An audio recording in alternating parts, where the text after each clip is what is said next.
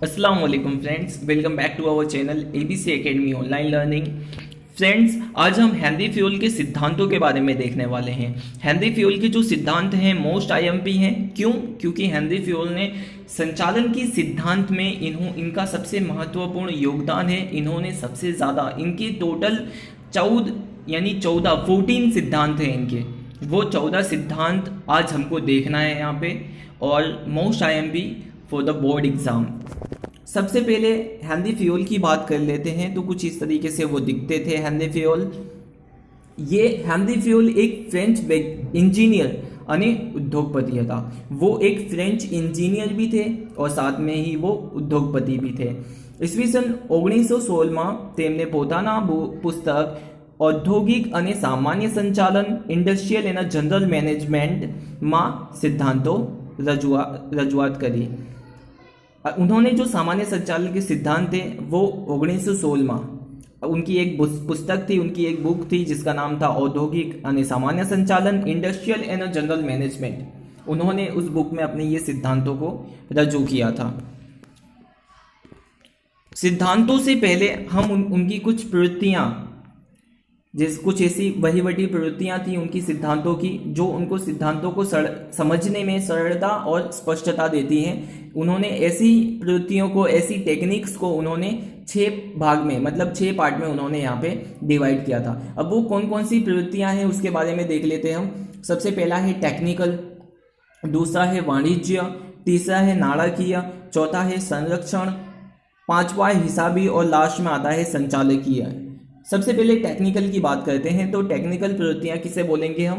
Technical मतलब जहाँ पे टेक्निकल काम चीज़ होते हैं, जैसे कि कारखाना, जेमा कारखाना यंत्रों तेमज उत्पादन ने लगती प्रवृत्तियों समावेश થાય છે। टेक्निकल में क्या होगा? टेक्निकल में कारखाना में जो भी यंत्र वगैरह होंगे उसमें सब टेक्निकल काम होगा। उत्पादन, उसका उत्पादन करेंगे कारखाने के अंदर, तो सारी चीज़ें टेक्निकल होती हैं। तो उसके लिए ये टेक्निकल प्रवृत्तियाँ हैं। क्या आ जाएगा इसमें? कारखाना और यंत्रों तेमज उत्पादन ने लगती प्रक्रिया।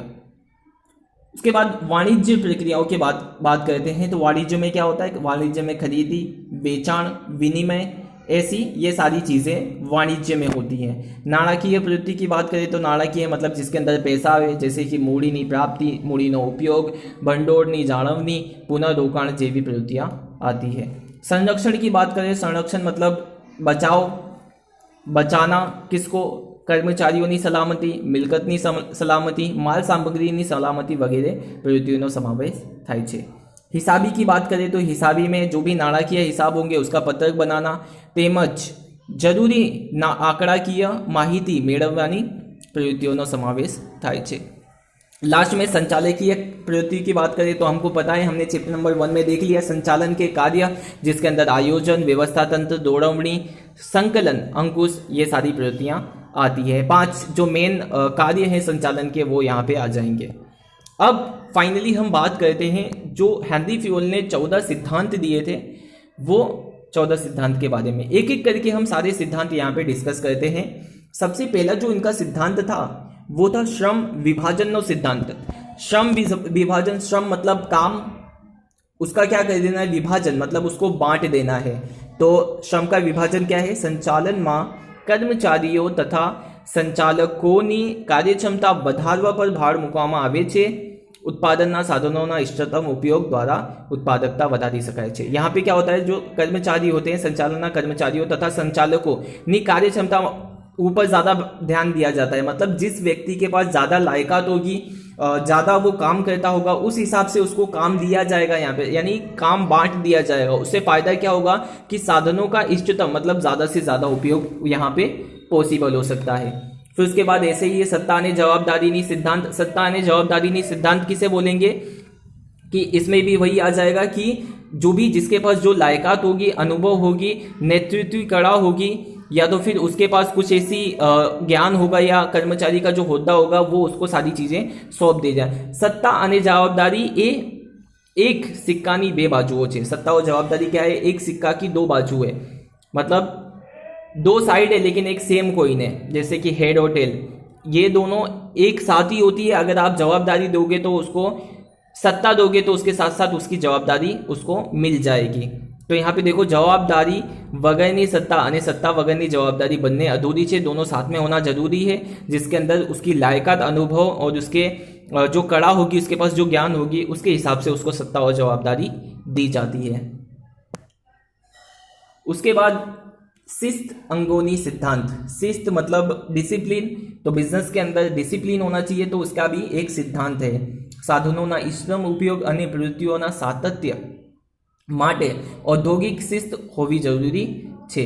मतलब अगर आपको साधनों का ज़्यादा से ज़्यादा इस्तेमाल करना है, उसका उपयोग करना है, और जो भी प्रवृत्तियां आप कर दें, जो भी काम कर रहे हैं वो बहुत ही ज़्यादा अच्छी तरीके से हो, उसके लिए शिस्त बहुत ज़रूरी है। शिस्त के अंदर अगर डिसिप्लिन में अगर हम काम करते हैं तो काम अच्छी तरीके से और ज़्यादा कर पाते हैं। शिस्त એ એક ચોક્કસ પ્રકારનું સંવાદિતાભર્યું વાતાવરણ ઊભું કરે છે। ઔદ્યોગિક શિસ્ત એ નિયમો અને આચાર સંહિતાનો કારણે સ્થપાય છે અને તેને કારણે એ કામમાં अनुशासन સ્થપાય છે। तो इस तरीके से शिस्त होगा अगर बिजनेस के अंदर, तो क्या होगा, जितने भी शिस्त होता किस वजह से है कि नियम, कुछ कायदे कानून लगाए जाते हैं, कुछ आचार्य संहिता होता है, तो जिसकी वजह से शिस्त बिजनेस के अंदर होता है। डिसिप्लिन होगा तो जितने भी काम हैं सारे काम सही तरीके से हो जाएंगे। ऐसे ही आता है हुकुमनी एक वाक्यतानी नो सिद्धांत। हुकुमनी एक वाक्यता, हुकुम मतलब ऑर्डर देना, तो ऑर्डर देने वाला जो होगा उसका एक वाक्यता। एक वाक्यता मतलब हुकुम देने वाला कौन होना चाहिए, एक इंसान होना चाहिए, एक वाक्यता होनी चाहिए उसके अंदर, मतलब कोई एक ही इंसान ऑर्डर दे। तो यहाँ पे ये बताया गया है कि कोई भी ऑर्डर देने वाला बिजनेस में जो जिसको काम करवाना है, जो ऑर्डर देता है, वो एक ही इंसान होना चाहिए, दो नहीं होने चाहिए। एक ही इंसान ऑर्डर देगा तो उसको फॉलो कर्मचारियों को करना है। अगर वहाँ पे दो इंसान हुए तो क्या होगा, एक अलग कुछ ऑर्डर देगा, कुछ और काम बताएगा, दूसरा कोई और काम बताएगा, तो इस तरीके से कर्मचारी उसके अंदर कंफ्यूज हो सकते हैं।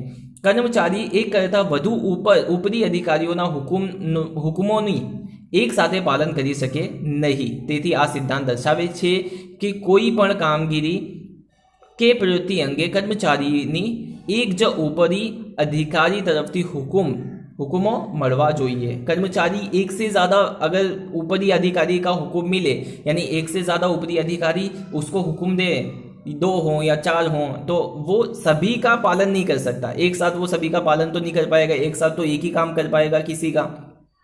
तो इसीलिए ये सिद्धांत बताता है कि जो हुक्म देने वाला होना चाहिए ऊपरी अधिकारी, वो कोई एक ही होना चाहिए, एक ही तरफ से सारी हुक्म मिले। उसके बाद जो आगे का हमारा सिद्धांत है पांचवा, दोरवड़ीनी एक वाक्यता। अभी हमने हुक्म की एक वाक्यता देखी, अब यहाँ पे दोरवड़ी मतलब मार्गदर्शन। तो जो मार्गदर्शन रास्ता दिखाने वाला है वो भी एक ही होना चाहिए, नहीं तो एक बोलेगा कि आप पूरब दिशा में जाओ और दूसरा बोलेगा आप पश्चिम दिशा में जाओ, तो फिर यहाँ पे वो जो कर्मचारी होगा वो दिशा भटक सकता है। तो दोरवड़ी मतलब मार्गदर्शन भी कैसा होना चाहिए, उसमें भी एक वाक्यता होनी चाहिए, वो भी एक ही कोई देने वाला होना चाहिए। आयोजनना अमल दरमियान जो विचलनों जણાય तो दोरवड़ी मार्गदर्शन आपे छे। आयोजन में हमने जो भी डिसाइड किया था, आयोजन में हमने जो भी नक्की किया था, तय किया था, अगर उसके अंदर कुछ विचलन आ जाती है, कुछ परेशानी, कुछ दिक्कत आ जाती है, तो उसके लिए क्या देनी पड़ती है, दोरवड़ी मतलब मार्गदर्शन देना पड़ता है। आ दोरवड़ी कोई चौक्कस ऊपरी अधिकारी द्वारा आपी જોઈએ। कोई एक चौक्कस रख दिया एक अधिकारी, वही वो पूरी दोरवड़ी दे, एक से ज़्यादा नहीं होने चाहिए। सामान्य हित ने વધુ અને व्यक्तिगत हित ने गौण स्थान। जो सामान्य हित होते हैं उनको ज़्यादा यहाँ पे महत्व देना है और व्यक्तिगत हित को गौण स्थान देना है। मतलब यहाँ पे सबसे ज़्यादा महत्व किसको देना है, हमको सामान्य हित को। कैसे, आ सिद्धांतो दर्शावे छे के कोई व्यक्तिगत के कर्मचारी जूथना हितने समग्र एकमना हितनी सामे गौण गणवू જોઈએ। यहाँ पे बताया गया है कि जो कोई भी, यानी कि कोई भी अंदर सिद्धांत, कोई भी व्यक्तिगत कर्मचारी काम कर रहा है तो उसके पूरे जूथ को, मतलब उसके पूरे ग्रुप को, उसके पूरे ग्रुप के हित को पूरे एकम के, मतलब पूरे बिजनेस के हित के सामने उसको क्या रखना चाहिए, गौण। એટલે કે વ્યક્તિગત હિત કરતાં સામાન્ય હિતને પ્રાધાન્ય આપવું જોઈએ। એ વ્યક્તિગત હિત यानी किसी एक इंसान को देखने से अच्छा वो पूरे कर्मचारी को, पूरे ग्रुप को वो संभाले। यहाँ पे मेन मकसद यही है, ये सिद्धांत का मेन जो बात है वो यही कहना चाहता है कि सामान्य हित ने वधु, मतलब सभी को एक समान मिलके, एक समान यानी जितने भी कर्मचारी बिजनेस के अंदर काम करते हैं वो सभी को एक समान गिने, एक जैसा गिने, ना कि किसी एक इंसान को वो ज़्यादा महत्व दे, मतलब सभी को एक समान महत्व मिलना चाहिए। फिर उसके बाद कर्मचारियों नो योग्य वेतन नो सिद्धांत। अब कर्मचारी काम करते हैं बिजनेस के अंदर, कंपनी के अंदर, तो वो काम किस लिए करते हैं? ताकि उनको अच्छा से अच्छा पगार मिले, वेतन मिले। अगर कर्मचारियों को योग्य वेतन नहीं मिलता है तो फिर वो काम नहीं करेंगे। कर्मचारियों जे सेवा आपे छे तेना बदलामा तेने जे वળતર મળે છે તેને वेतन કહે છે। कर्मचारियों जो भी सेवा देते हैं, जो भी काम करते हैं, तो उसके बदले में जो मिलता है उसे हम क्या बोलेंगे? वेतन बोलेंगे। आ सिद्धांत मुजब पेढ़ीना कर्मचारीओने चूकववामां आवतुं वेतन न्यायी होवुं जोईए। मतलब ये सिद्धांत क्या कहता है हमको कि जो भी कर्मचारी हैं, जो पेढ़ी के अंदर काम कर रहे हैं, उनको जो भी वेतन दिया जाता है, पगार दिया जाता है, वो न्यायी होना चाहिए। मतलब जितना वो काम करते हैं उतना ही उनको वेतन देना चाहिए, उससे कम नहीं देना चाहिए। फिर उसके बाद केंद्रीकरण सिद्धांत। केंद्रीकरण का मतलब क्या है? केंद्रीकरण दो तरीके की चीजें आती हैं यहाँ पे बिजनेस के अंदर। एक तो केंद्रीकरण हो गया, दूसरा विकेंद्रीकरण होता है। केंद्रीकरण किसे बोलेंगे? जब पूरे बिजनेस में, पूरा जो बिजनेस होता है उसका, पूरे बिजनेस की जो सत्ता होती है, उसको पूरे बिजनेस को संभालने वाला होता है वो कोई एक ही इंसान होता है। मतलब पूरी जो सत्ता और पूरी जवाबदारी होती है वो किसी एक इंसान के केंद्र में होती है, तो उसे हम केंद्रीकरण बोलेंगे। और विकेंद्रीकरण किसे बोलेंगे? जब कोई बहुत बड़ा बिजनेस होता है या तो फिर बहुत ज़्यादा बिजनेस होता है, बहुत ज़्यादा ब्रांच होती है, तो सभी जितने भी ब्रांच होते हैं बिजनेस के, जितने भी उसके संभालने वाले होते हैं वो अलग अलग होते हैं। मतलब सभी को यहाँ पे सत्ता और जवाबदारी या तो फिर बिजनेस की जो भी जिम्मेदारी है वो सभी व्यक्तियों को बांट दी जाती है, तो उसका क्या हो जाता है? विकेंद्रीकरण हो जाता है। जब सत्ता एक के हाथ में हो तो केंद्रीकरण, जब सत्ता बांट दी जाए तो विकेंद्रीकरण। व्यवस्था तंत्રમાં જેટલે અંશે સત્તાની સોંપણી થઈ નથી તેને केंद्रीकरण કહેવામાં આવે છે। मतलब व्यवस्था तंत्र में जितने अंश में यानी जितने भाग में सत्ता नहीं सौंपड़ी, मतलब सत्ता हमने बांटी नहीं है, वो किसी एक इंसान के हाथ में ही है, तो उसे हम क्या बोलेंगे? केंद्रीकरण कहेंगे। कर्मचारियों की शक्तिओं श्रेष्ठ उपयोग थाय ते केंद्रीकरण सिद्धांत अपनाओ જોઈએ। केंद्रीकरण का मतलब क्या है? कि पूरी सत्ता किसी एक के हाथ में हो, और पूरी सत्ता किसी एक के हाथ में होगी तो जो कर्मचारी हैं तो उनको भी कोई एक ही इंसान संभालेगा, सभी कर्मचारियों को, तो जिससे यहाँ पे काम अच्छी तरीके से, कर्मचारियों का शक्ति का जो उपयोग होगा वो यहाँ पे अच्छी तरीके से हो पाएगा।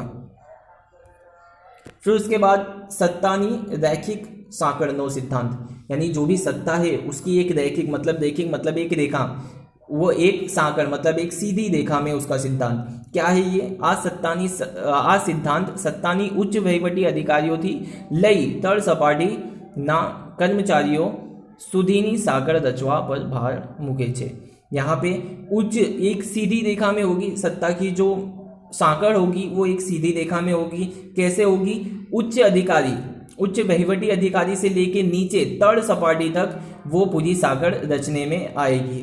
दरेक सपाटी ने अनुरूप सत्ता और जवाबदारी की वહેંચણી थवी જોઈએ।